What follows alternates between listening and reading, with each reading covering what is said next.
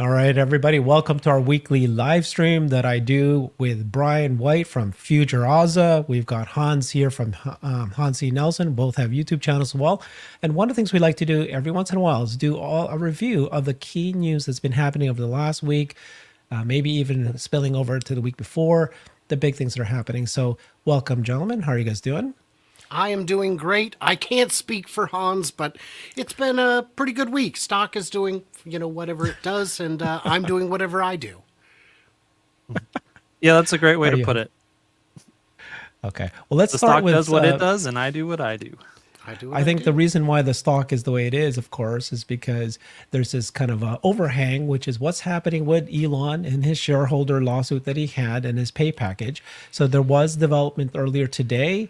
So basically, apparently, both Musk and the Tesla shareholder, they've negotiated a stay of the pay ruling while they're working towards an appeal. So it does certainly look like now that Elon is going to and Tesla is going to do an appeal of this. In the meantime, they're negotiating with the shareholder and his lawyers. So as you guys know, the Tesla shareholder won the verdict last month, and so now the Elon's $56 billion pay package was voided or about to be voided, and so the two of Rescinded. them have rescinded. That's the right word. Has asked a judge to pause her ruling until this appeal is resolved, or maybe a negotiation between the two parties. So the lawyer, Greg Varello, for the shareholder, told Reuters that the two sides will agree to a stay if they can reach a deal on an appeal bond. Not sure what that all means, but it does look like that it's the first indication that Musk intends to appeal the ruling.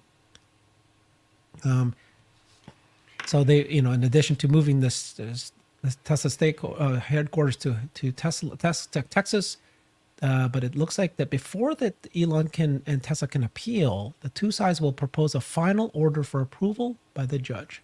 So they need to submit something new to the judge, and one of it is Elon and Tesla has to pay this fee to the lawyers, and it's going to be likely the largest payment to a law firm ever.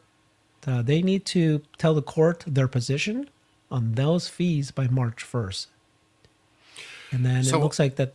Just yeah, let me just finish it off. yep. They have 60 days to file the appeal, and it's likely going to take at least 6 months to resolve. So this is the issue. It's good movement, but at this point, it means that it could be 6 months before any of this actually is finalized. So the way the bond works, if I sue you in federal court, or if I sue you in a court like this, and I win $1 million and you wish to appeal it, you have to put up the full million so that when the appeal is resolved, the payment is right there in escrow waiting. We don't know what the payment bond would be on this. The plaintiff didn't file to get the 55 billion, so that's not on the table. We don't know what the settlement would even look like. I say fair is fair. This shareholder feels wronged. Purchase back his shares at the 2017 price and call it even. No? Too low? What do you think? So I would say so far everything looks like it's shaping up in accordance with what Richard Hoffman had basically outlined in the conversation that he had with Farzad right when the news first happened. And apparently, I'm just going to briefly kind of regurgitate some of the information that he shared here for the audience, that the basis for the award that this, and it's not the shareholder, it's going to be the lawyers, are going to pursue in this case. They're going to say, hey, we can save Tesla shareholders $55 billion worth of stock, and we only need a paltry 5% fee in order for saving Tesla shareholders that much money, which would be, over $1 billion in that case. And so I think that was even mentioned in this article, that the fee that is being discussed is the largest fee to a law firm in history, and that the number is in the billions. It's not in the millions. And so all of that looks to be kind of shaping up as expected. I think that whatever this resolution looks like here, because if Elon is able to take this to the Delaware court and win, then I think that kind of negates the basis for the award to this company or this law firm. And so I'm sure that right now what is happening is they are trying to come to an agreement where the law firm gets paid, they get paid well, and they get paid guaranteed regardless of what happens moving forward in exchange for going away and allowing Tesla to move forward kind of unopposed with whatever they have planned next. So that's what I'm reading into this and expecting based on, what I've learned so far from Richard. So what I've seen is that it's not really 55 billion. What Tesla had put aside already in the financials was something like 2.3 billion. So that's the real benefit to shareholders is 2.3, not 55. So right there, you've got a likelihood of a much smaller potential payout for the attorneys and the plaintiff. But also, if they take this to appeal, I mean, do you really want to risk it? Because I think there's a lot of pressure from other companies and all their lobbyists and lawmakers that they own to get this in the favor of the corporation. Because if this wins, it sets a real wild precedent for what can happen to other companies in the future. And I don't think they want that. I think the attorneys would be very wise to seek a very small settlement that would be undisclosed and private so that they can claim a big victory without having to show the actual size of the victory. I think if they cover their legal fees plus a little bit, that's going to be enough. And their legal fees can't be more than tens of millions. I wish you're so right, Brian, but I think you're being a little optimistic here. The lawsuit was won by the shareholders. The lawyer and the shareholder are basically holding all the cards. Do you think like Elon is like even in any way in the frame of mind that he's going to pay massive money to the lawyers? That's so disgusting. And he's the kind of person I'm so happy he is. It's going to stand up to this. But you're right. They need to do the appeal.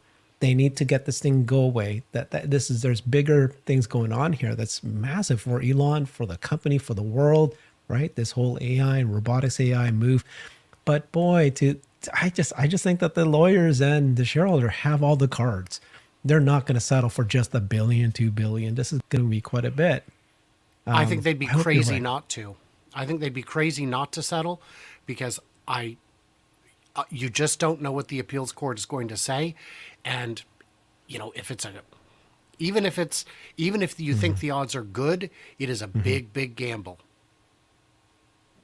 Yeah, I would agree with Brian on that.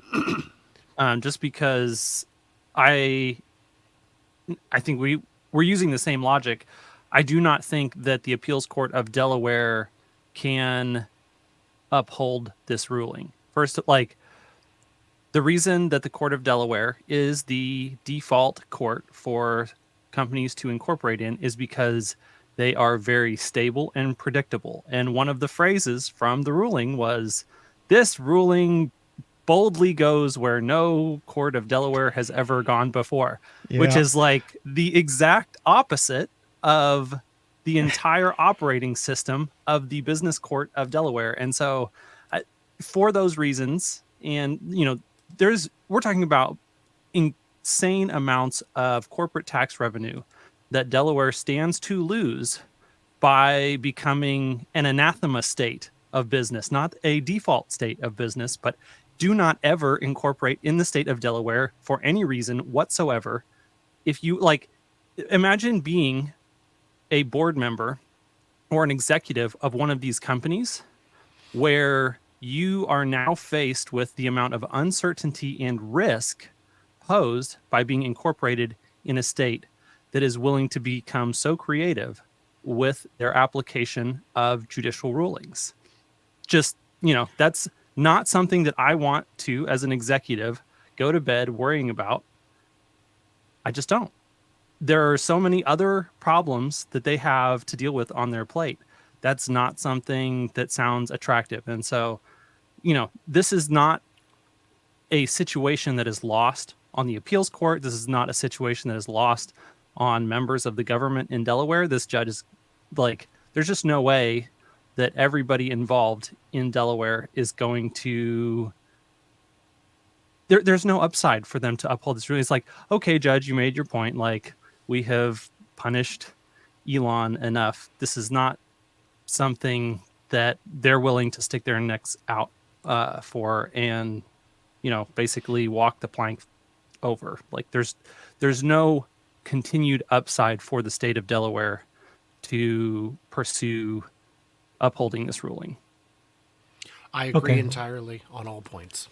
So let me share again with the folks what's happened. The people who just joined, right? There's a development this morning. Elon's $56 billion pay package case. Sawyer did a great job kind of just summarizing the article from Reuters. So based on a new letter that was filed yesterday, it sounds like Tesla and Elon will appeal the ruling. That's the first thing we've learned, which is great. Before Elon and Tesla can appeal, though, the two sides will propose a final order for approval by Judge McCormick, which will include a petition for legal fee. So this is how much they're going to pay the lawyers. That legal fee, which will be paid by Tesla, is expected to be one of the largest ever, if not the largest legal fee ever paid in history. It's going to be billions. Tesla will likely oppose it, but I mean, they need to both agree to it and propose it. So the fee petition is expected to be filed by March 1st. So that's pretty soon. That's in a couple of weeks. But if that's approved, there's going to be 60 days to file an appeal. And then the final point, I don't think he said here, but he said elsewhere, is that it's probably going to take 6 months for this appeal to happen. So there is going to be a very long period of time here, but it's a development. So something has happened, which is good news. But now it's going to be 6 months before we know what happens. Do you guys think that, is there a scenario where this overhang will be not, even though it's not resolved for until 6 months, there's that feeling by the investor community we can move on from this? Or do we really need to wait till the end when this is finally finalized? I think the overhang is real, and that investors, certainly institutional investors, would be cognizant of it and watching to see what happens. So that's my take. Is we don't know. Is this going to be $2 billion in cash that has to come out of the cash on hand? That's a substantial amount.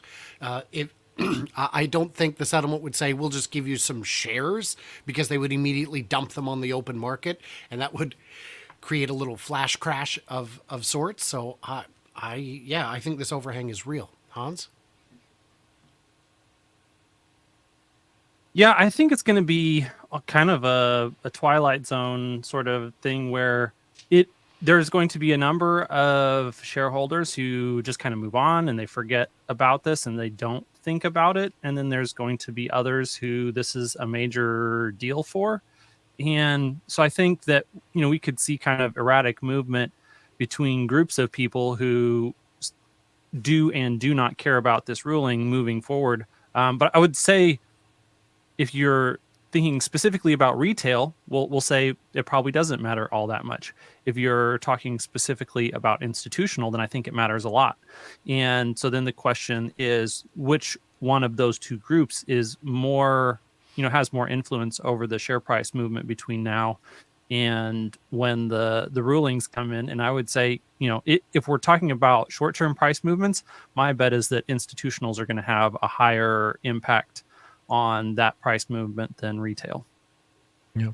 So this is a note from David I thought was good. Didn't Elon say the legal team would never back down when right, even with bad odds? I do remember him saying that that's his feeling, right? That like, this is what I mean by, I want them to do the appeal, absolutely. But then this idea that they're going to pay the lawyers billions and billions of dollars, he might need to back down. I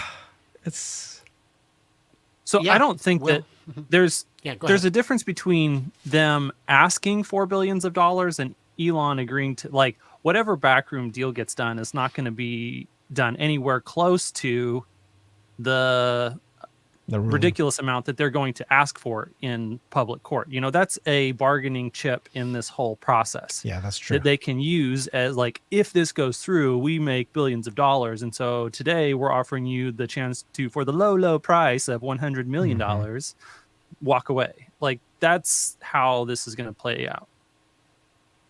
I think that's right. Both sides stand a lot to lose. And as I understand, there's only one level of appeal on this. It doesn't go to the Supreme Court. It just goes to the Supreme Court of Delaware. But I think for the attorneys, it's just too risky. And we did see the comment that lawyers are sharks. They will not accept it. Yes, but they're not. There is a number they will accept that is less than the one they're asking for.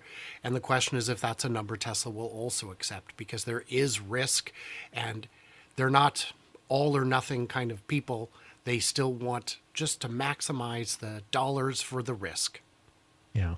I do think the timing is so critical right now. Elon needs to get his pay package, not only the one that happened in the past, but the new one that's happening now. AI, robotics AI is happening today. It's happening very, very fast. Every day this goes on. We can't wait. We need Elon here. We need him to be planning things, big things. We need to give him those big milestones. I'd rather them resolve this ASAP, pay the dollars they need to pay, move on, and then come back after these guys later. There are ways that Elon with big dollars in his bank account could make huge changes to whatever, the law firm, the Delaware courts, whatever it is. You can already see that he's making a massive impact to Delaware. You know, his influence of moving his companies out, right? There was a Neuralink that moved out, Boring Companies moved out. I'm sure all of them are going to move out shortly. But his influence to getting a lot of other, he's basically letting others know, right? What company was it that TripAdvisor was trying to get out, but they couldn't get out? So he's going, you better try to get out of Delaware now before they shut it down. But it's happening. There's an exodus. So his ability to change Delaware, being the go-to state to incorporation, I already know several companies that have formed this week that all decided not to do in Delaware, which is a shock because it was just almost an automatic, thing to do for all startups in the past decade or longer. Now it's not. Now it's not. So he's got the ability, yeah. I did want to remind everybody, YouTube periodically unsubscribes people. If you should double check, make sure you're subscribed to me, to Herbert, to Hans, and for that matter, follow us on X.com. We all are there and having a great time. We get to share a lot of insights on X that are too quick and timely to make into actual videos. So if you're not helping out there, let us help you out there with better information. Yeah, we just got this from Anthony. Thank you so much. You, when will the shareholders vote for transfer of corp to Texas? Good question. What does that entail? How does it affect the shareholders? By the way, I've invited Richard, the lawyer who's been part of these conversations. I've invited Sawyer to be this, so we're waiting for them to join. But this is the kind of question that, do you guys know? I mean, any news on what's happening with shareholder vote? That should be pretty straightforward, right? Alexandra was saying. I don't think it is. I don't think it is, because you and I talked about this morning. Alexandra was pointing out that there is other states often charge a franchise fee. When Neuralink moved to Nevada, they now have a 0.75% franchise tax they have to pay. And that would be a big, big hit to a company with the kind of revenue Tesla has. If that exists in Texas as well. So moving to Texas is going to cost a lot of money on a yearly basis for Tesla. Yeah. And I don't know if institutional investors, especially retail investors, can make a vote with their heart, but institutional investors really don't. They make those votes with their wallet. And I don't know that they would be willing to just donate money to the state of Texas on the hope that judgments would be more favorable. Because I don't know. You can find a judge willing to color outside the lines in any state if you're unlucky. Yeah, and even as a resident of Texas, I would say that, Texas is not a business unfriendly state, but it's also not the most business friendly state either. And there's a lot of funkiness that goes on here related to special interests. And, one example that we already know that affects Tesla is the car dealership lobby and their ability to prevent Tesla from technically being able to sell vehicles direct to consumer here in the state. But that's just one example. There are other examples of that kind of exist in different areas. And so it's definitely somewhat of a complicated state to do business in, and I would not be opposed to them really shopping it around and potentially finding an even more business friendly state to be incorporated in. Obviously, since their headquarters is located here in Texas, that's a positive thing that those two can kind of go hand in hand. But I don't think that this decision should be one that is made just blindly because this is where the headquarters are. Okay. All right. So let's go ahead and review what just happened, and then we're going to go cover a lot of the other news that just happened recently. So first of all, this morning, it looked like that letter was sent to the judge yesterday. Tesla and this shareholder that won that appeal, that won the the judge awarded the rescinding of the pay package to Elon. They're proposing a stay. So the two of them are agreeing to a stay of pay ruling. So they're asking the judge to pause her ruling until an appeal is resolved. So that letter was sent yesterday. And the two sides will agree to a stay if they can reach a deal on an appeal bond. So it looks like the shareholder's attorney wants to know how much they're going to get paid. And then so that's going to happen. And that needs to be submitted by March, April, February, March 1st, which is it March 1st or May 1st? March 1st. Yeah. In a couple of weeks, they need to tell the court their position on the fees. And then if that happens, the appeal will happen. It could still take 6 months. And remember, just because the Elon lost 56 billion doesn't mean that that's what the shareholder is entitled to. You don't get the CEO's pay package. You get damages commensurate with your perceived loss. And if this isn't a class action suit, so it's not like everybody's going to be getting 50 cents or $20. This is more like, I mean, what is the actual harm that this shareholder endured? This isn't, so I don't even know how you calculate an amount, but it's not 56 billion. It's probably not 2 billion. I just don't know how you calculate it. I don't know what the remedy is. Yeah. All right. So I've invited some more people to join, especially Richard Hoffman, who's a lawyer who's been following this closely. I've invited Sawyer Merritt, who reported on it, knows some more information. We'll wait for them. In the meantime, let's report on other news that happened. This one happened several weeks ago, I think, or a couple weeks ago. And Giga Berlin announced that they're now able to reach 6,000 Model Ys per week. And then they're saying that our next target will be 10,000 per week. So it's a big celebration, Giga Berlin. So this comes in the heels of them having to shut down their factory, right? Because of the Shipping. What is it? The Suez, the shipping disruptions. Yeah. It reminded me of the what is it? The Star Wars. The shipping disruptions, it's war. So tell me about that, Brian. What do you take of the 6,000 per week? Is this ahead or behind schedule for Giga Berlin? Well, whose schedule? I would say, in my view, it's behind schedule. This is a number I would have hoped they would have reached 6 months ago. But when you are already selling the most popular car in the world and you're making it in 4 high-volume factories, you start to run out of headroom to sell more units. So they've got to increase the demand, and they've been doing that in a variety of ways. In some countries in Europe, there are 0 or 0.9% financing. That juices the numbers a bit, and there's a lot of opportunities there. The big problem in Germany is that 70% of cars sold are not sold, but bought for customers, employees. They're leased vehicles. And so they end up, and I think Sawyer even posted about this on X, saying that Tesla's lease rate in Germany is well below the industry average, and they need to work to get that up so they can move more units. Hello, We have Sawyer. Sawyer joining us. Welcome, Sawyer. Are you all set up? Yep. You guys hear me? Okay, good. Yeah, I can hear you. So Sawyer, you are the breaking news guy. You've got these things up. We just reported on it. We shared that this tweet that you sent out about the development and your explanation of what happened. We walked everybody through that. And then, of course, after we do this, I'll also talk about this. You unearthed this kind of new video that they dropped. So go ahead and tell us what you know about the pay package. Yeah, I mean, I'm sure you guys covered it, but it sounds like yesterday both sides, Elon's side and the shareholder who sued the Tesla side, they together filed a letter and gave it to the Judge McCormick, essentially to have a petition because they need to figure out how much for Tesla to pay the lawyers, and I don't know exactly what that'll be, but I'm pretty sure it's going to be the largest legal fee in history, probably a couple $1 billion. That'd be my guess.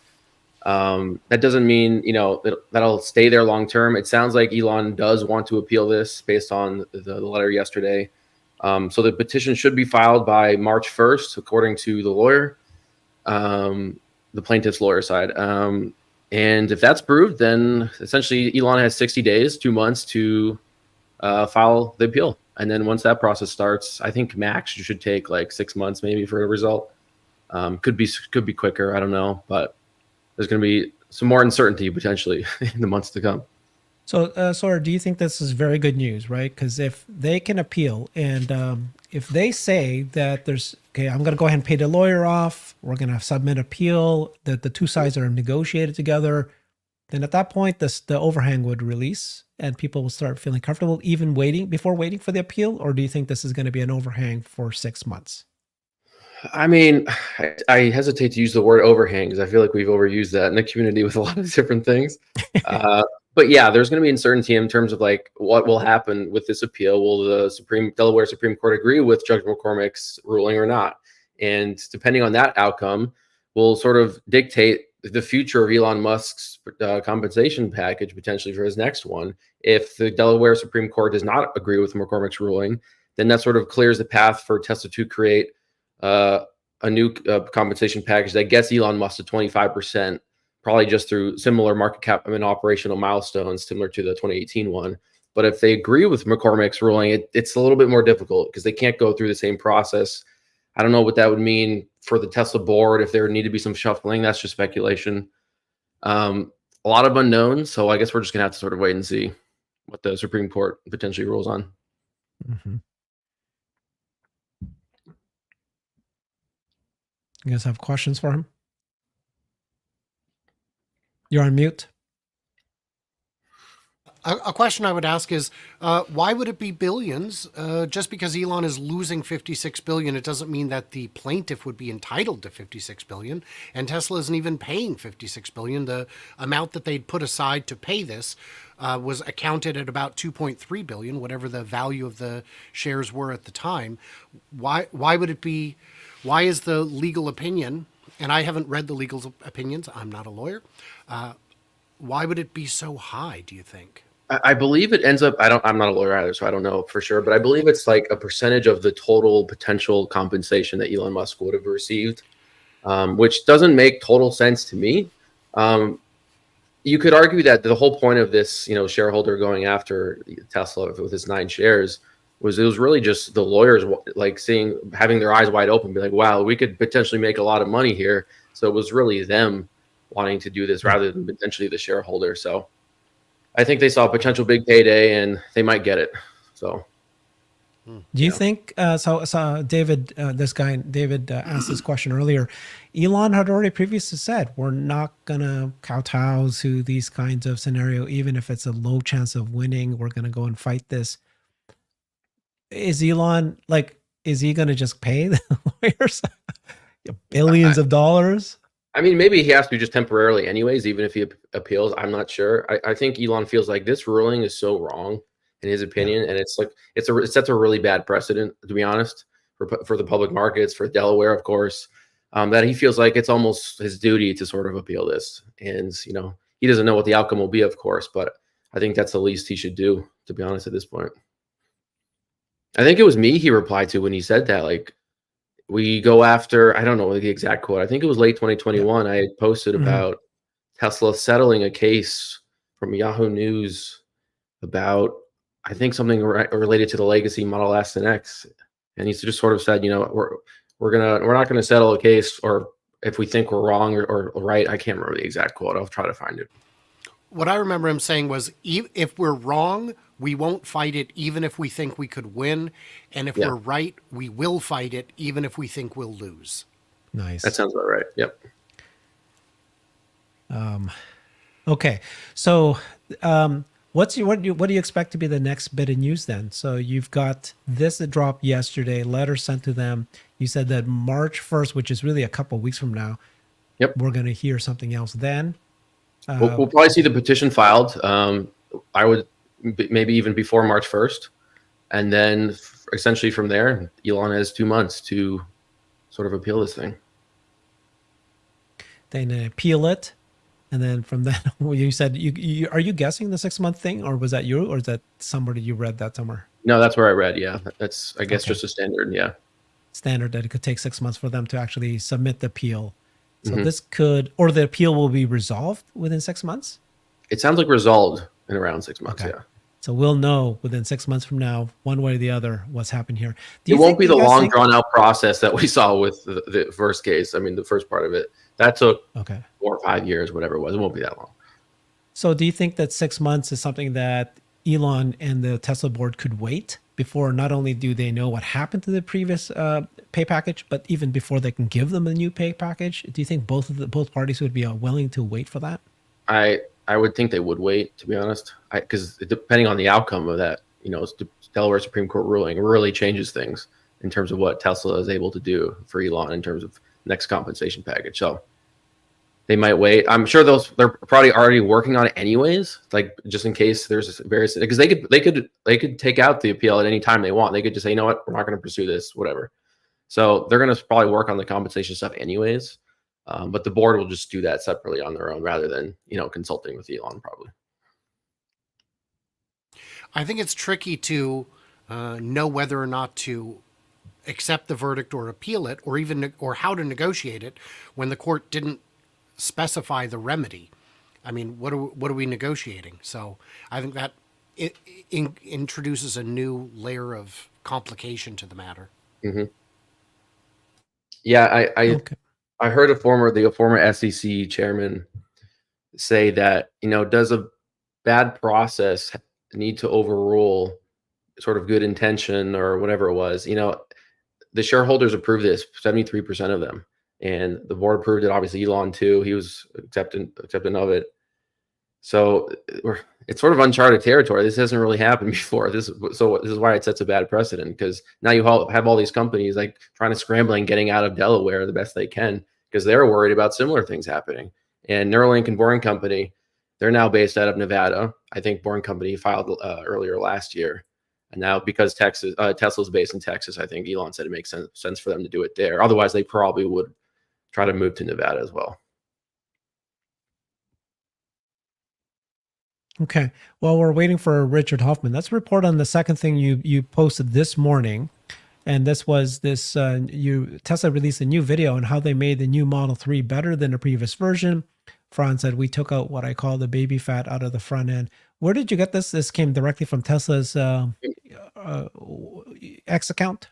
Yeah, so Tesla tweeted that out, or posted that out. They essentially just go through a lot of the similar stuff that we've seen in other videos from them. But Franz is basically saying we made it more streamlined. It's more of a grown-up vehicle. We cut out some of the baby fat in the front. It was a little bit bulbous, maybe. And they reinforced the doors, of course, for better impact protection, and makes it quieter as well. And then various other team members, I guess, talked about some of the other technologies they put into the car. Was there anything in that video that you thought was a really good part? That was No, we knew it. No, everything we know, everything out there. So they didn't sort of say anything new, I don't think. We took out what I call like the baby fat out of the front end. Slimmer headlights, the puffy cheeks are gone, the full volume in the hood with the shoulders, the waist, really slippery silhouette. Felt like a refined athlete. We really tried to improve the side impact of the vehicle by creating a stiffer and stronger door structure. We reinforced the hinges here. We reinforced the door latch and striker here. And then we added a catch here at the bottom of the door. And what we do here is we catch the door in 3 places to really resist that impact. One of my favorite things about the rear end of the car is the taillights and how we were able to incorporate them into the deck lid. The lights are out wide, gives it a really wide stance and character. Now we don't have any split lines when the lights are lit. Diffuser's a little bit bigger. Really just cleans up all the lines and the character of. Okay, and then so we got Richard Hoffman here. So, but before we do that, Sawyer, you also reported, in addition to that, right, that the Model 3 price points is actually the same or lower. I'm sorry, the Model Y long range is cheaper than the Model 3 long range. Can you just tell us a little bit about that? Yeah, so if you include in the US, if you include inventory discounts and the federal tax credit, a brand new long range Model Y is $10,000 cheaper than a brand new long range Model 3, which is a pretty wide price gap. The starting price, the MSRP on the configurator is roughly the same between the two, but you include like the Model 3 is not eligible for the federal tax credit, and the Model Y is, and the Model Y you can get like another 10% off from the inventory prices. So you can get it like a $38,000 brand new Model Y long range. Like it's wild. The prices were 66 grand like just 2 years ago. So let's reserve that conversation about what the hell they're doing with the Model 3 Highland pricing versus the Model Y. But certainly. So Richard, thank you for joining us. I appreciate you. We've just been covering for the last 30 minutes here the developments have been that Elon that Sawyer just announced. That letter was sent yesterday that they're asking the judge to stay and stop their until they decide on what to do with the appeal. Can you tell us what's actually happening?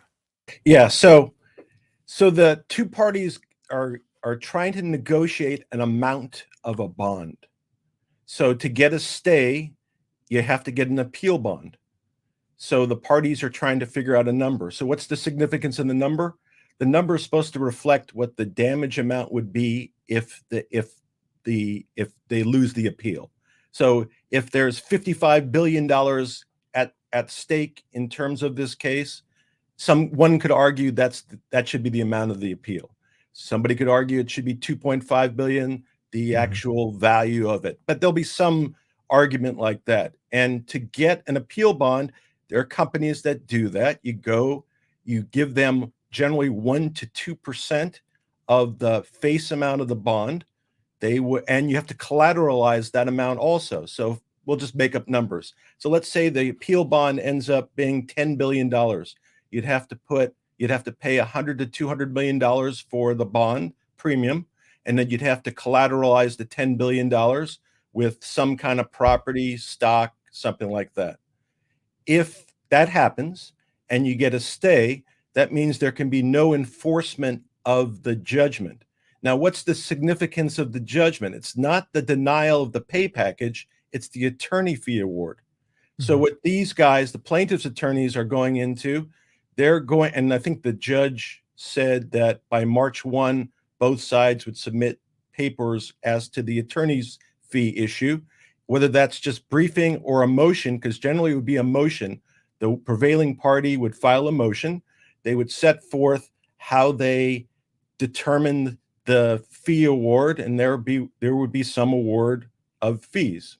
So if March 1 is the submission date, the judge would then rule probably by May 1.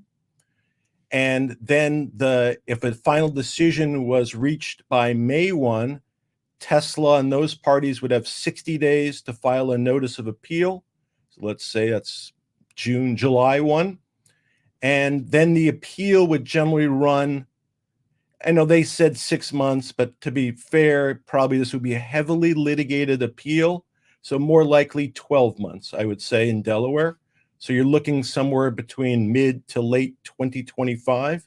The significance of the stay is if they got a fee award now, so let's say there was an attorney fee award in May and there was no stay, they could go collect that. They could literally go out and collect it. Who would they collect it against? Would they collect it against Tesla? Would they go after the board?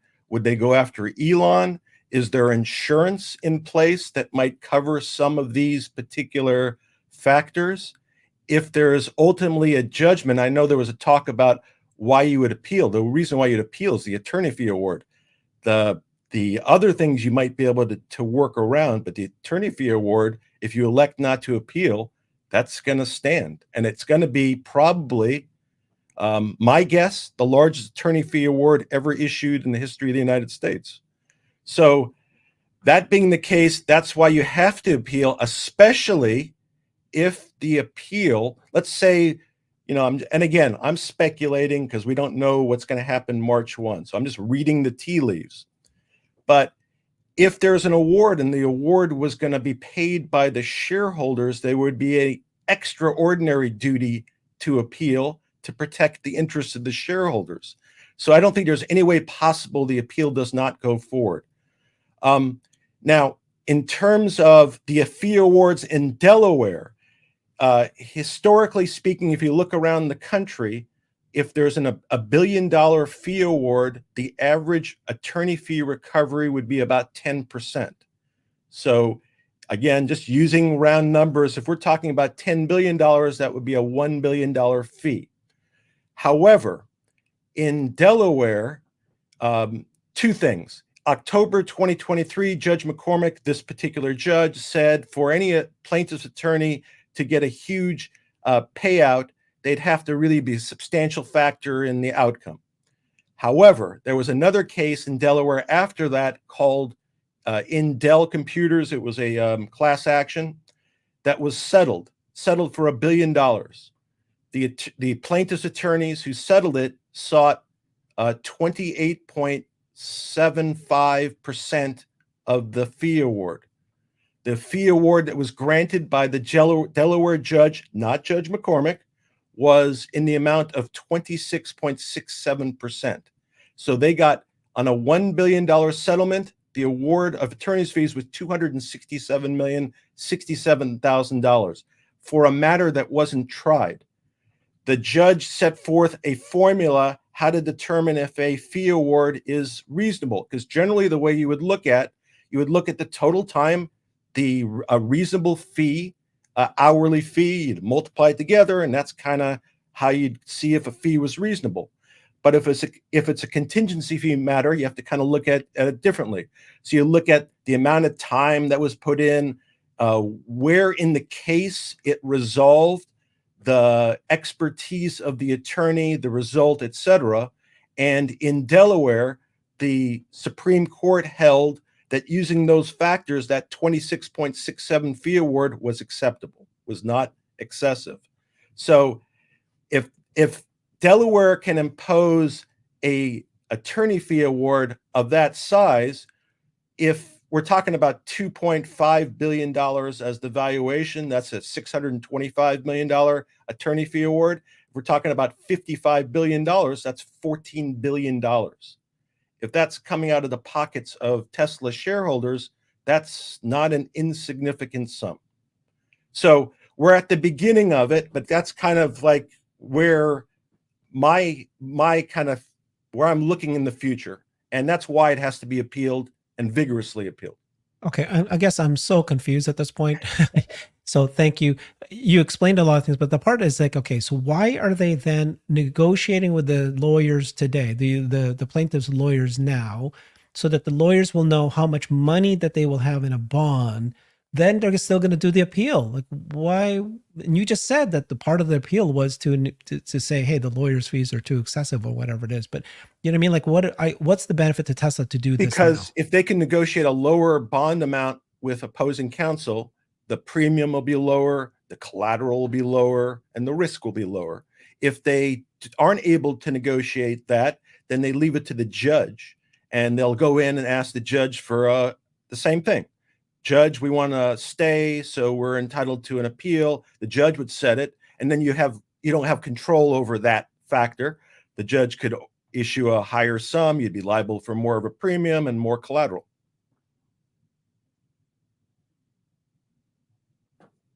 It's all pretty crazy. The idea that Elon is getting paid too much because he might get what cost Tesla on paper $2.3 billion. And so now we're going to give 10 billion, 20 billion to the lawyers and potentially even more to the plaintiff. That is, this doesn't help shareholders, Your Honor. This destroys the company. So it's pretty insane to me.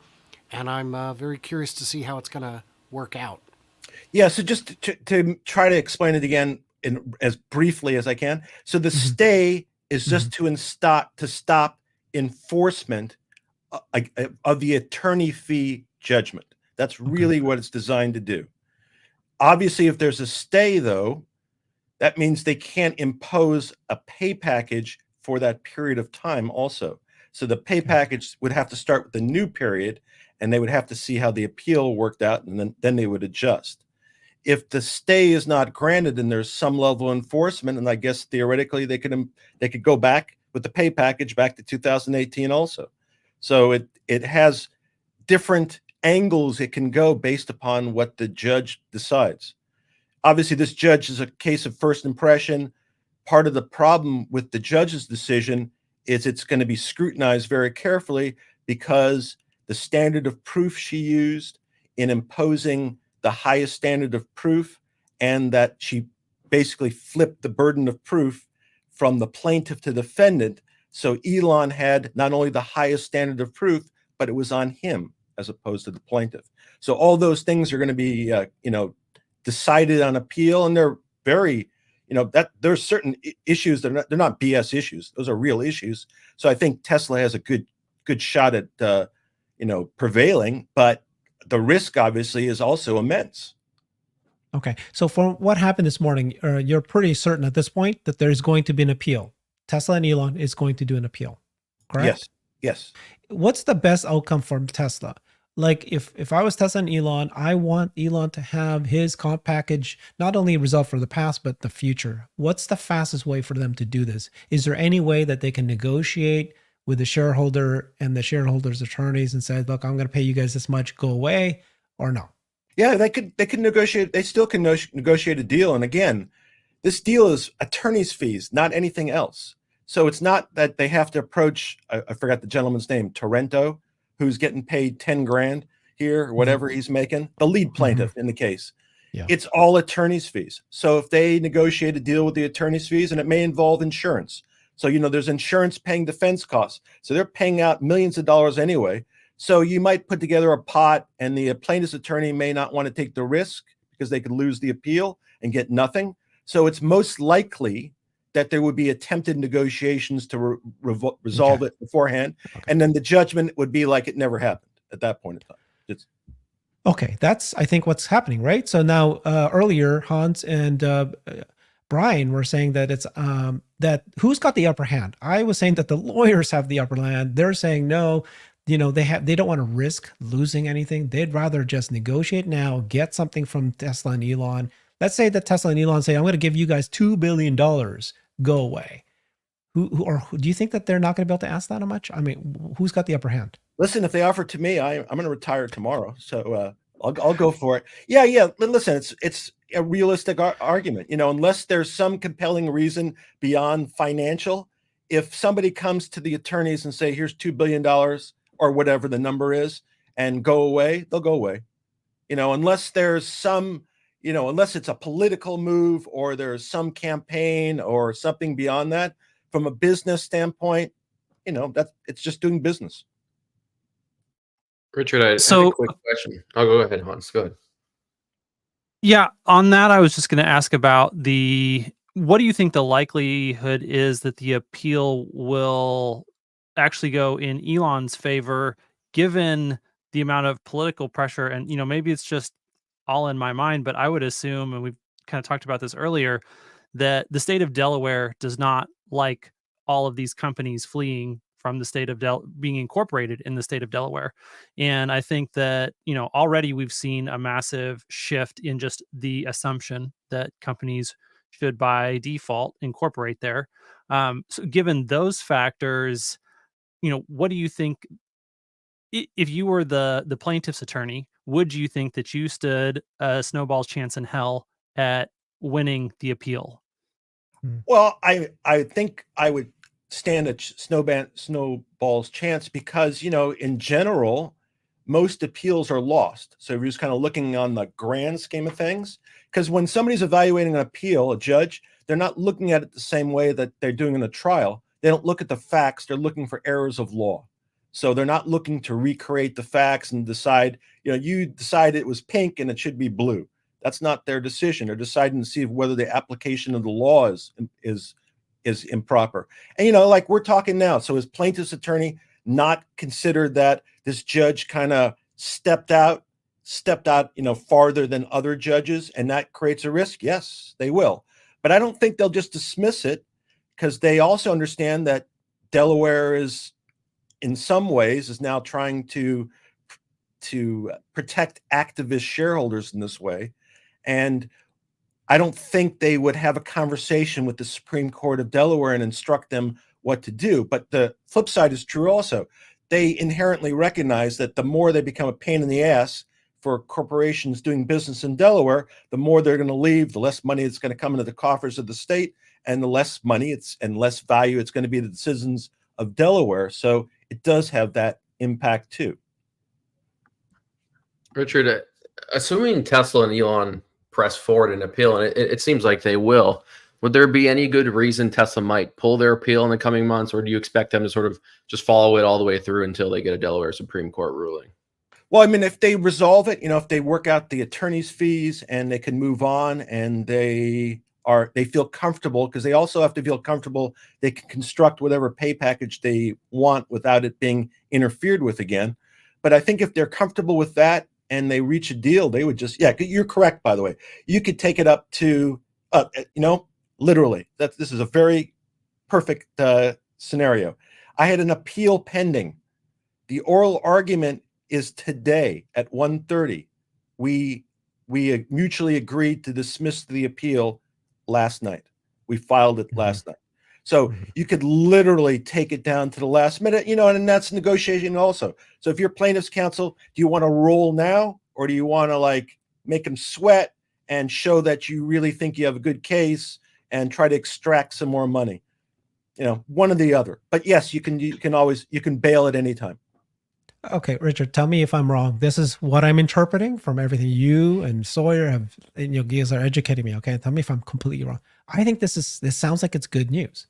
It sounds like what's happened is the first steps towards a negotiation between the two sides. It's the first step to making this thing all go away faster.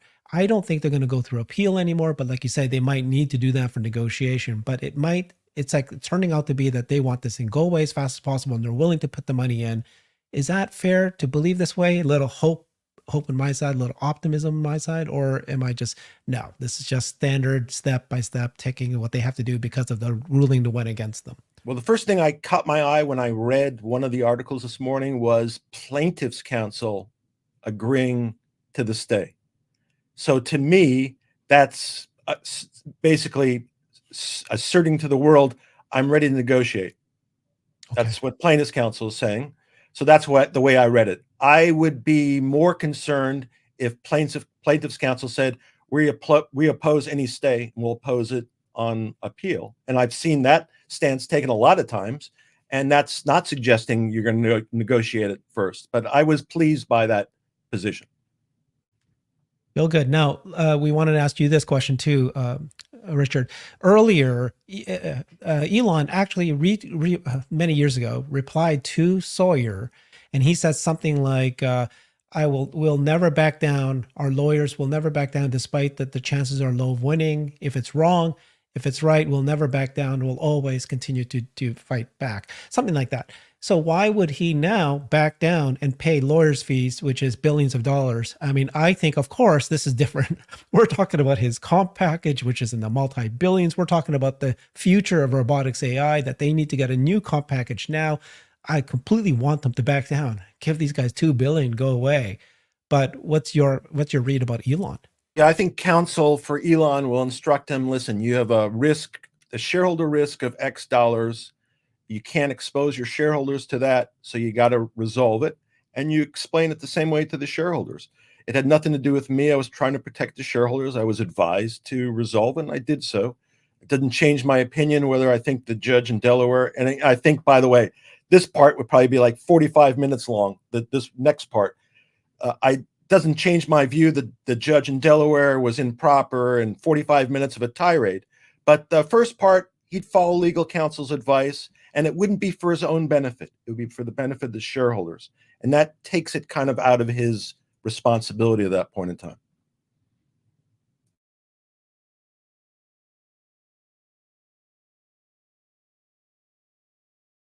Yeah, who else here is feeling better? I'm feeling really good. I'm feeling a lot better for sure. My only frustration after this conversation, and thank you so much for putting our mind at ease a little bit, is the timeline. It's an overhang until it's done, and who knows how long that's going to be. Do you have any opinion on how long it will take to settle? Or are they going to, like you said, maybe just drag it out all the way to the bitter end? Again, it's up to plaintiff's counsel. So they've they made an invitation. Is that real, or are they going to say, put up a $55 billion bond? That's our negotiation. And, Elon says $2.5 billion. But to me, I got it like they were really trying to be productive. So if that's the case, if they're really trying to be productive, can this be negotiated in the next 6 months? Done? Yeah. So it's really in plaintiff's counsel's hands, because Elon and company can do nothing. They could offer these guys $55 billion. That would probably resolve it. But other than that, other some huge number, you got to wait till plaintiff decides to play ball. But again, money talks for everybody. What is the biggest amount that a lawyer's ever gotten in the past for whatever lawsuit? I think in like one of these huge environmental class actions in the low billions. That's the most. Low billion. So low these billion. guys will probably ask for something like the most that they can get. So maybe 2 billion. They'd be happy. If I were there, Yeah. reading what that prior judge said, 26.7%. If I'm going in, I ask for 55 billion, and I ask for 26%. Of 55 billion, which is what, 10 billion? More. It's a big number. 14, 12, 14, somewhere in there. And what would Elon or Tesla be able to afford? They wouldn't pay 14 billion, They wouldn't. right? They wouldn't. Again, I don't think that's going to be the end result anyway. But if you're going to negotiate, if you're actually going to negotiate, you're going to start off with your real potential claim, and then you're going to come back down. And Elon and Tesla, I think they'd focus on that 2.4. That area would be really what they thought would be, if there should be any number that should be used, it should be 2.4. And then they would use like the 10% number I mentioned. And then they might look at the hours, the billings, and literally go through them all and calculate a number. Yeah. And it's going to be substantially less than $1 billion if you calculate all the legal fees. The hours. What's your knowledge of the insurance? What's the corporate insurance that could cover some of I'm this? sure there's directors and officers insurance, which usually it'll cover defense costs. It also will cover liability depending on what the amount of the policy is, unless there's an intentional, a claim for intentional act. But if there's coverage, it'll cover everything up to the value of the policy. It's hard to get a policy for, $10 billion. I don't know what their policy is, but I'm sure it covered a lot of their legal fees to this point in time. That's the benefit. You're on mute now. Oh, that's the benefit of a D&O policy. Right. In terms of like Elon or Tesla deciding to press forward, I sort of juggle between, maybe it's just better for Elon and Tesla to just, as you said, for them to come to some agreement with legal fees and then to just move on, and then they can just focus on the next compensation package. Or I feel like Elon is the type of person also to be like, this ruling is so wrong and sets such a bad precedent that I feel like a moral obligation almost to like go after this and appeal it. Listen, I agree 100% with your analysis there, on both sides, because I think I think they could buy their way out for a big number, but a reasonable number. But again, if you look at the way he acts historically, it's tough for him to let go and to move on. Again, if I was his counsel, I would try to focus on his obligation to shareholders, and he could use that as a positive, not a negative, and move on. And he could get his pay package done, which is ultimately the much bigger issue for him and for all Tesla shareholders. So if I were his counsel, I would encourage, I understand, what the real facts are, and we all understand it, but I would certainly encourage to work out a deal, pay out some number, move on, get his pay package, and let Tesla move forward. Richard, is Elon's moves, what he's been saying about Delaware, is it been powerful? Is this a big deal? Is somehow because of the Delaware courts, are they going to actually, change their whatever because of what's happening with the flight of new companies out of them? Is it working? And then does it even have a chance of working? Well, we don't know if it's working yet, because I don't think there hasn't been a flight yet. But the one thing that did change, which I think is somewhat positive, is Delaware changed their law. And recently, Their law was previously that they required 100% shareholder approval to allow reincorporation outside of Delaware, and now it just requires a majority of the shareholders. So I would say that's a positive step that makes it easier to get out of Delaware, and might reflect their easing maybe their policies and restrictions on companies in Delaware. What other moves could Elon and Tesla do to put in the pressure to either the lawyer or to Delaware or something to tilt it back to their strength, something to recoup some of their power back? I mean, you could certainly, he started, but you could certainly start a movement of moving companies out of Delaware. You could start some kind of organization designed, Fair Corporations of America. I don't know what it is, but you could certainly start something and really press it publicly, and just drain. Listen, if you drain capital out of Delaware, it's going to be influential. Do you think it's political? It's political, but it's also, from a practical standpoint, Delaware. I don't think everybody's saying that the lawyer is related, or not related, but very much associated with the Democrats and the Bidens and everybody up there, and that's what they're doing this for. It's a Biden maneuver. Do you believe that that's the case? I don't know. I don't know. I would say this: I know the judge doesn't like Elon, so that's enough for me. I wouldn't look beyond that. If I was analyzing it, would I care if it was political or because he ate spaghetti on Tuesdays? It really wouldn't make a difference to me. She has a bias, and if you look at her opinion, the way she expressed some of her thoughts was too gleeful for my likings, and it would be picked up that it would suggest some kind of bias. So to me, I don't know if it's political or whatever, but she certainly doesn't like him. So a question that I have. Oh, go ahead, Hans. Oh, sorry. Go ahead, Brian. The thing that I saw in there was her saying that this pay package is too large. Listen, honey, it's not for you to decide. That's for the board and the shareholders to decide. I bought my shares after this comp plan was agreed upon, was put what I thought was in place and in force. And what I said at the time was, look, that's an outrageous amount of money. But if these milestones, which are, as Alan Sorkin pointed out, pointed out, impossible. These are impossible milestones. If they are accomplished, it means my small investment will pay off my house. So I knew before I bought the shares that this was a real thing, and I was excited about it. Is it fair to give him that much money? It's what we agreed to. It was the deal we accepted. And in that regard, I am perfectly pleased. And Tesla is not giving him $55 billion. Tesla's giving him $2 billion. That's not a lot of money compared to this monstrous machine that he has built that has made a lot of millionaires. That's my take. I was troubled by, in fact, I think it's the second word in her opinion, the richest man is the richest man overpaid? I don't remember the exact quote. But whether his wealth is irrelevant, the amount he gets paid is relevant, but his wealth is irrelevant. So the fact that she started off and took his wealth into account by the second word in her opinion, to me, started her off on the wrong path and made everything that she stated thereafter suspect, because she used the wrong determination to start off with.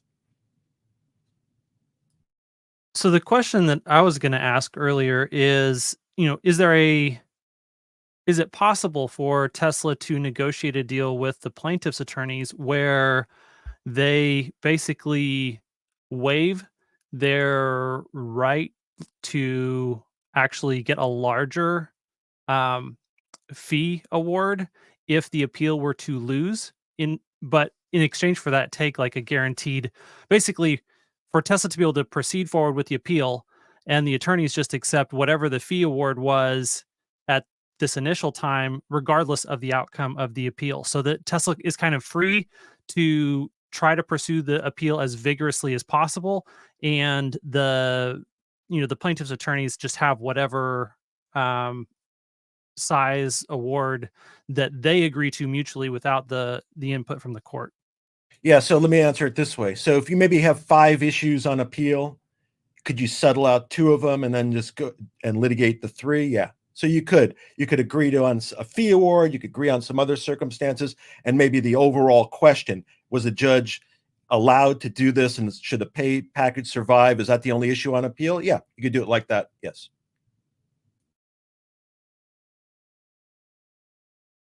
Or are you sitting on this, Sawyer? What's your thinking? No, I was reading something else and thinking about that. Okay, gotcha. So if I step back and look at this whole thing, right? I mean, we all can understand here. The lawyers did this on behalf of this shareholder had 9 shares. He only getting a $10,000. This has nothing to do with the idea, or what's the word? The principle of this, that it was this pay package was unfair to shareholders. That's got nothing to do with that.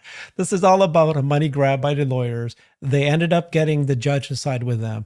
And so it's a money grab. And so for them, like you said, they just want money. You give them the money, they'll go away. But on the other side, you got Elon and Tesla, who do believe that this is a real principle situation here. We don't know what they're going to do, but they're stuck. They're stuck in a hard place, especially right this moment. Robotics AI is skyrocketing like crazy. All of the other Mag 6 are taking advantage of the AI boom. Money's flowing to them. They need to put in billions of dollars into building out robotics AI. Here's Tesla not having their CEO compensated properly. He wants to be compensated now because when the price is low, so that he can achieve these outsized, milestones. So time is of an essence for Tesla. They're kind of stuck. And that's why I think that I'm still debating with these two here, Hans and Brian. I think that lawyers have the upper hand. They're going to get what they want. Tesla needs to buckle down and do it. One thing that I would point out here too is just the fact that Tesla opened up the opportunity for this to be challenged by proposing a pay package that was unprecedented. So, what does unprecedented in the legal world get you? It gets you challenged. Like, that's how this works. It's not something that's valid until it's upheld when you are doing something that's outside of what you have precedent for. I don't like that fact. That's not something that I think is a positive thing. I feel like this pay package was very aligned with shareholder values, and I love performance-based pay. I think it was a very good and well-structured overall pay package, but just the fact that it is something that, larger, when he achieved all those things than any previous pay package, that's one area where you stick out like a sore thumb and you're kind of begging to get challenge. How is it larger though? Elon got $56 billion for making a company multi-trillion dollars. So what like you have to look at the percentage, larger not the amount. But no one's looking at that's just not how headlines work. Headlines work off of total amount, not percentages.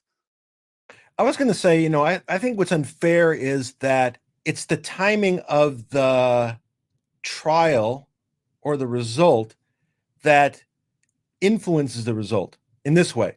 So this pay package occurred, this is 2018. So what happens if this case went to trial when Tesla was at its all-time high? Should that have changed the result? Really? Nothing has changed, but I think everybody would be much more sympathetic to Elon if it happened to be when Tesla was at 400, 1200, whatever it was, 1200. So it doesn't make sense to me that should influence the decision just because when in that time frame you end up going to trial. Because I could look back to, was Elon so much more valuable when Tesla was at its highest amount? Didn't he deserve more money then too, I guess? So why does it make a difference when we try the case? Was there any maneuvering to try to position the case now? Nothing, right? You had to wait for the judge to make her decision. Do you think she made a decision? It took her a long time. It took her a long time. Yeah. Yeah. Did she wait? Yeah. I don't remember what the stock price was when the decision was submitted, which was like April of 2023. But it was probably higher than it was today, I guess, I think. And worth mentioning, when these shares are exercised, Elon puts money into Tesla in the form of cash and receives stocks that are created out of thin air that have already been accounted for as expenses. So when those shares would be executed, when that option would be exercised, it would actually result in a net cash benefit for Tesla on the books. Thoughts?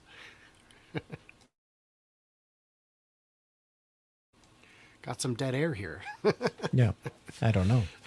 Yeah, well, no, it is, he has to purchase them. All he has been given is the right to purchase shares at 2017 prices. He had that right in 2017, he just didn't have the ability. And now, in the future, he can exercise like he did last time with his previous award, and exercise a portion of them just to pay the taxes and purchase the rest. Yeah. All I know is that when the pay package went in, the market cap was less than $50 billion, and it's done okay. So It's done okay. yeah. So as far as I'm concerned, he can get what he wants, and if he continues on, we'll all have big smiles on our faces 5 years from now, anyway. So Okay, so that's a good question to ask you then. So the whole lawsuit happened because of this outsized reward, despite, none of us believe it was, crazy. Could they then turn around and give him something similar now for the next pay package? Because that's what we want. We want him to take this $700 billion company to become a $7 trillion, $15 trillion company with robotics AI. We want him to do this, but we can't give him the same pay package that was offered, similar milestone base, no salary, massive gains if he could take the company 10x. Is that now off the table, or is that still possible despite what happened? if we're moving or we're staying. If we're moving, then if we're moving to Texas, if we're moving to Nevada or Texas, then we're okay. For certainly the pay package that comes in after this one. Yes. The question is, and I don't know whether they would exert jurisdiction over anything that happened before, the 2018 to 2022 period. If this Delaware court says we have jurisdiction over any decision that's made because we already ruled on it, and therefore you can't do that. But for anything that happens after that, if you're in Texas, Nevada, whatever, you could do whatever you want, and the Delaware court. Let's say, could they do this? Okay, forget the 2018 pay package. I'm just totally throwing out ideas. Okay, dumb ideas. I'm going to create you a brand new one, and I'm going to say that if the shareholders approve it, if in the next 6 months, if you get the $700 billion market cap to $800 billion cap, we're going to give you what we owed you in 2018. And then from then on, it's like from 800 billion to 8 trillion to whatever. Could we do something like that? If the shareholders voted on it. If it's this court, I think this court's going to say no. Yeah. If it's another court, I think they'll say yes. If it's a court that wants your business, they'll say yes. If it's a court that wants to be a pain in the butt, they'll say no. Maybe if it was 700 to, 1.2 billion or trillion. Yeah, maybe it's like that. Yeah, hopefully not billion. 7.2 trillion. Then perhaps. But for like a minimal jump, because he could probably do something to orchestrate $100 billion jump. We've sped up the release of the new Y in the United States. I know we talked about it's coming in 2025, but maybe August of 2024, and then we got $100 billion jump. So it's too easily to be manipulated, I think. Wouldn't it be reasonable if they would just go to extreme lengths to ensure that it is fairly negotiated by independent parties? Bring in some well-regarded firm that does that kind of thing and let them negotiate it, and then that would alleviate the concerns moving forward? Or are we kind of past that point? No, I think it makes anything you do to establish some kind of more objectivity, that you don't have control over the negotiations per se, or the numbers. Yeah, I think it makes it look cleaner, and you have more, it'll go farther. But again, if you're in Delaware, you're going against these guys that don't like you. So if you give them any chance to go against it, they will. I don't think it mattered, right? Because even the previous one, apparently that was designed, that shareholder agreement was designed by a university group that did it. Although, of course, this lawyer, the judge said, no, Elon had outsized influence on it. But apparently it was done by a third party already. So, yeah, I just think the bottom line, if we cut to the chase, my bottom line is judge just didn't like him. and the The judge judge wasn't, didn't like 'em. and was looking for a reason and a way of ruling against them, and that's why she used those two tools I mentioned about the burden of proof and the standard. Well, fortunately, she put those in the ruling, which I think if she was really being smart, she would have gone to great lengths to try and obscure that bias.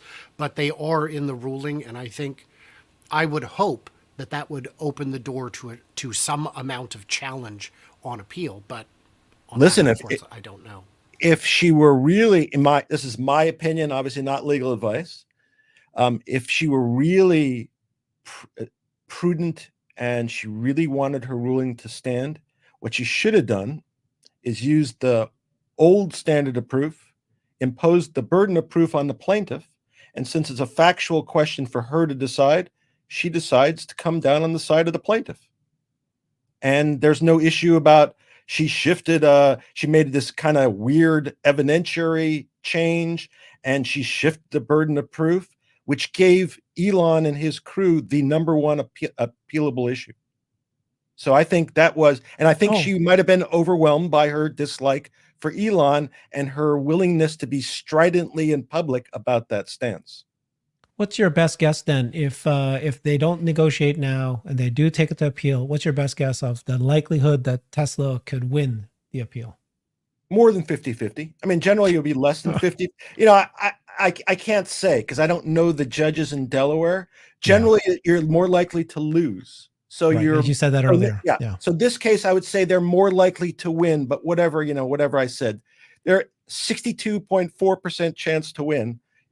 When lawyers do that, it's just making up nonsense. So I think they'd be more likely to prevail based upon those little oddities that she did. And again, it could be the case, just so we talk about this also, I guess I should have mentioned this earlier. We could have an appeal. We could have appeal of all the issues. She could rule on some of the issues. She could say, okay, we're going to keep the same. I'm talking about the Supreme Court reviewing McCormick's ruling. The Supreme Court could say, these 3 rulings stand, these 2 rulings don't stand. And it might be like, for example, everything could stand but the attorney's fees. Maybe she issues too high an award and they reduce the attorney's fees.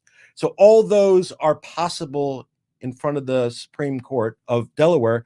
But again, I think the most prudent method and what I would expect them to do is be in the process of negotiating. Even when they're negotiating that stay, that's kind of the beginning of the bigger negotiation. Yeah, and that's what I'm saying. And it's an easy way to feel out somebody, right?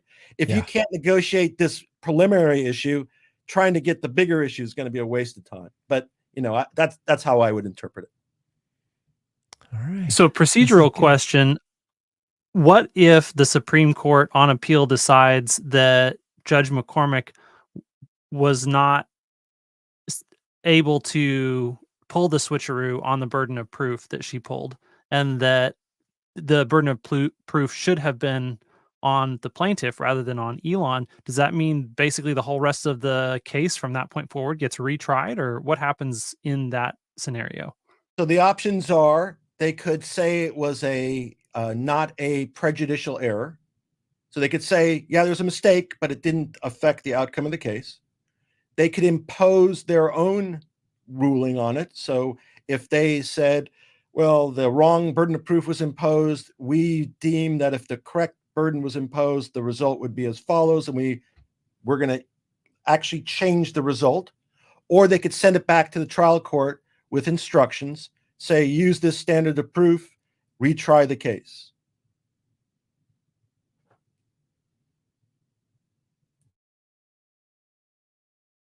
Very exciting stuff. It is exciting. No, honestly, it is. It's important. It's incredibly important at this right moment for Tesla and for the world, as we've been saying. So thank you so much for joining us, Richard. This was valuable, your comments and your expertise and what you know. Not legal advice. We know that you're just guessing and making decisions, but it gave us better than what we could do, right? To understand the scenario. Well, thanks for letting me share, and to all of you guys, I enjoy all of you, and be well. Thanks, everybody. Thank you, Richard. Bye, all.